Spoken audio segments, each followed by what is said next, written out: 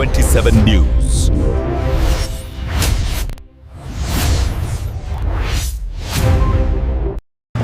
నమస్తే, welcome to V27 news. నేను మీ జ్యోతి. ఈరోజు మనము 46 డివిజన్లో వరాల నారాయణ గారి దగ్గర ఉన్నాము. వారి గురించి వారి మాటలను తెలుసుకునే ప్రయత్నం చేద్దాం.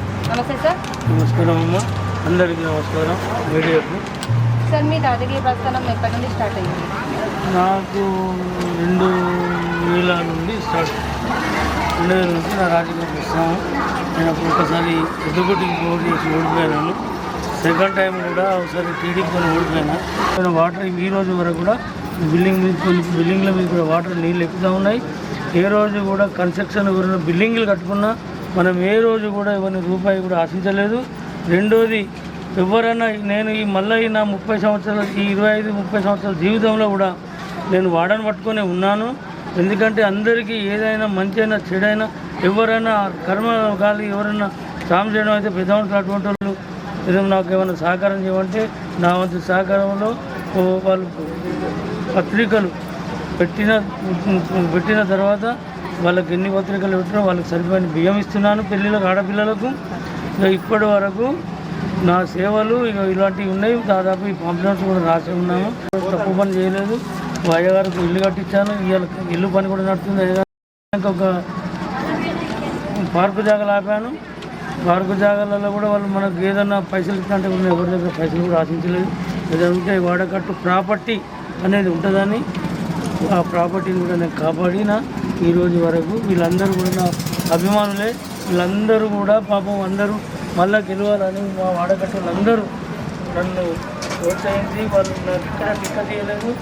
బీఆర్ఎస్లో టికెట్ ఇవ్వలేదు. బీఆర్ఎస్లో తెలంగాణ రాకముందు నుంచి నేను ఇక్కడ బీఆర్ఎస్ పార్టీకి కేసీఆర్తో కూడా ఇంటికి భోజనం చేసిన రోజులు ఉన్నాయి. ఇప్పుడు రవీంద్ర సింగ్, నేను ఒక కట్ల సతీష్, మేము ముగ్గురం నలుగురు సిటీ రామారావు ఉండే. ఈ వార్డ నుంచి 4-5 వార్డులకు ఇన్ఛార్జిగా పంటలు మార్పులు చేసి తెలంగాణ గురించి బాగా కొట్లాడిన వ్యక్తిని. మిగతా వాళ్ళంతా ఇప్పుడు ఉన్న వాళ్ళంతా మధ్యలో వచ్చిన వాళ్ళే. మొదటి నుంచి ఉన్న వ్యక్తి నేను టీఆర్ఎస్ పార్టీలో. ఈ టీఆర్ఎస్ పార్టీ నాకు టికెట్ ఇవ్వలేదు. ఎందుకంటే నాకు నేను వేరే దగ్గర ఇచ్చినట్టు మనం సిద్ధాన్ని చెప్పాము. నా వాడని పట్టుకుని ఇంతమంది ఇచ్చిపెట్టి నేను వేరే వాడు కష్టమని చెప్పాను. ఇప్పుడు ఇక్కడ మేము ఈ రోడ్లు కూడా లేవు. ఈ రోడ్లన్నీ నేను వేసిన రోడ్లు.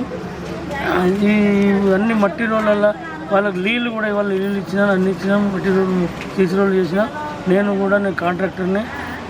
నాకు నా వృత్తిపరంగా కూడా నేను ఇక్కడ పని చేసుకుంటే నా ఆలోచన విధంలో నేను ఎవరు మేయర్ వచ్చినా అప్పుడు డి శంకర్ గారు మేయర్ ఉన్న పైప్ వాటర్ కోసం వారు బాగా సహకరించారు.